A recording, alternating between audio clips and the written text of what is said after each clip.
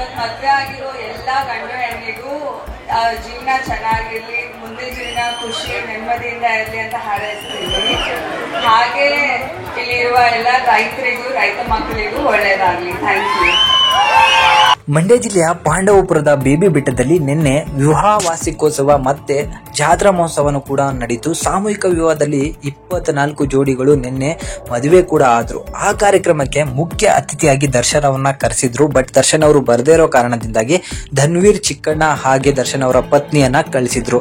So Darshan ಅವರ ಪತ್ನಿ ಮೊದಲ ಬಾರಿಗೆ ಒಂದು ಪಬ್ಲಿಕ್ ಈವೆಂಟ್ಗೆ ಬಂದಂತದ್ದು ನಾವು ಕಂಡಿದ್ದೀವಿ. ಅಷ್ಟೇ ಅಲ್ಲ, ಆಶ್ಚರ್ಯ ಎಂಬಂತೆ ವಿಜಯಲಕ್ಷ್ಮಿ ಅವರು ಮೈಕ್ ಹಿಡಿದು ಒಂದು 4 ಮಾತುಗಳನ್ನು ಕೂಡ ಈ ಒಂದು ಈವೆಂಟ್ ಅಲ್ಲಿ ಮಾತಾಡಿದ್ದಾರೆ.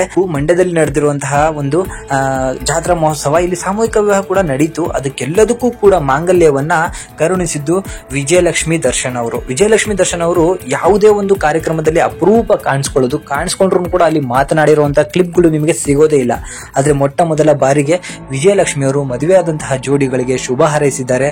ಅಷ್ಟೇ ಅಲ್ಲ, ಆ ಕಾರ್ಯಕ್ರಮದ ಚೀಫ್ ಗೆಸ್ಟ್ ಆಗಿ ಬಂದು ಎಲ್ಲಾ ಜೋಡಿಗಳಿಗೂ ಕೂಡ ತಮ್ಮ ಕೈಯಿಂದಾನೇ ಮಾಂಗಲ್ಯವನ್ನ ಧಾರಣೆ ಎಳೆದಿದ್ದಾರೆ. ಸೊ ಎಲ್ಲಾ ಜೋಡಿಗಳಿಗೂ ಒಳ್ಳೇದಾಗ್ಲಿ ಅಂತ ಮಾತಾಡಿದ್ದಾರೆ. ಅಷ್ಟೇ ಅಲ್ಲ, ಧನ್ವೀರ್ ಅವರು ಕೂಡ ನಾವು ಇಲ್ಲಿಗೆ ಬರಲಿಕ್ಕೆ ಮುಖ್ಯವಾದ ಕಾರಣ ನಮ್ಮ ಅಣ್ಣ ದರ್ಶನ್ ಅಣ್ಣ ಅವರು ಹೋಗಿ ಬನ್ನಿ, ನನಗೆ ಬರಕ್ಕಾಗಲ್ಲ ಅಂದಿದ್ದಕ್ಕೆ ನಾವು ಈಗ ಇಲ್ಲಿಗೆ ಬಂದಿದ್ದೀವಿ, ಅದಕ್ಕೇನು ಕೂಡ ಕಳ್ಸಿಕೊಟ್ಟಿದ್ದಾರೆ ಅಂತ ಹೇಳಿ ದರ್ಶನ್ ಅವರ ಅಭಿಮಾನವನ್ನ ಅಲ್ಲೂ ಕೂಡ ತೋರಿಸ್ಕೊಟ್ರು. ದರ್ಶನ್ ಅವರು ತಮ್ಮ ಅಭಿಮಾನಿಗಳಂತ ಹೇಳಿದ್ರೆ ಅವರಿಗೆ ಪಂಚ ಪ್ರಾಣ, ಅವರ ಅಭಿಮಾನಿಗಳಿಗೂ ಅಷ್ಟೇ ದರ್ಶನ್ ಅಂತ ಹೇಳಿದ್ರೆ ಪ್ರಾಣ.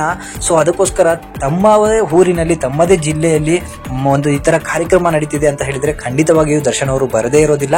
ಆದ್ರೆ ಅವರ ಆರೋಗ್ಯ ಸರಿ ಇಲ್ಲದಿರೋ ಕಾರಣ ಮತ್ತು ಅಲ್ಲಿ ಸ್ವಲ್ಪ ಜನದಟ್ಟಣೆ ಜಾಸ್ತಿ ಇರೋದ್ರಿಂದ ಅವರ ಪತ್ನಿಯನ್ನ ಕಳಿಸಿದ್ದಾರೆ. ಇಷ್ಟೇ ಅಲ್ಲ, ಈಗ ಒಂದು ಬರ್ತಿರೋ ನ್ಯೂಸ್ ಪ್ರಕಾರ ದರ್ಶನ್ ಅವರ ಹಳೆಯ ಗ್ಯಾಂಗ್ ಏನಿತ್ತು ಆ ಗ್ಯಾಂಗ್ ಪೂರ ಈಗ ದರ್ಶನ್ ಅವರಿಂದ ದೂರ ಆಗಿದೆ. ಈಗ ಏನಿದ್ರು ದರ್ಶನ್ ಅವ್ರನ್ನ ಮೀಟ್ ಮಾಡ್ಬೇಕಂತ ಹೇಳಿದ್ರೆ ವಿಜಯಲಕ್ಷ್ಮಿ ಅವರ ಪರ್ಮಿಷನ್ ತಗೊಂಡು ಹಾಗೂ ಈ ತರದೇ ಒಬ್ಬ ವ್ಯಕ್ತಿಯನ್ನ ಸ್ನೇಹ ಮಾಡಬೇಕು ಅನ್ನೋದನ್ನು ಕೂಡ ವಿಜಯಲಕ್ಷ್ಮಿ ಅವರ ಪರ್ಮಿಷನ್ ತಗೊಂಡು ಮಾಡಬೇಕಾದಂತಹ ಸ್ಥಿತಿಗೆ ಬಂದ್ಬಿಟ್ಟಿದೆ. ಯಾಕಂತ ಹೇಳಿದ್ರೆ ಅಷ್ಟು ಕಷ್ಟಪಟ್ಟಿದ್ದಾರೆ ತನ್ನ ಗಂಡನನ್ನ ಹೊರಗಡೆ ಕರ್ಕೊಂಡ್ ಬರ್ಲಿಕ್ಕೆ.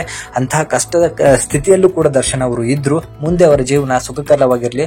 ದರ್ಶನ್ ಫ್ಯಾನ್ಸ್ ಯಾರ್ಯಾರು ಇದ್ದೀರೋ, ದರ್ಶನ್ ಅವರ ಪತ್ನಿ ಮಾತನಾಡಿರೋ ಬಗ್ಗೆ ನಿಮ್ಗೆ ಏನ್ ಅನ್ನಿಸ್ತು ಅದನ್ನ ಕಮೆಂಟ್ ಮುಖಾಂತರ ತಿಳಿಸಿ.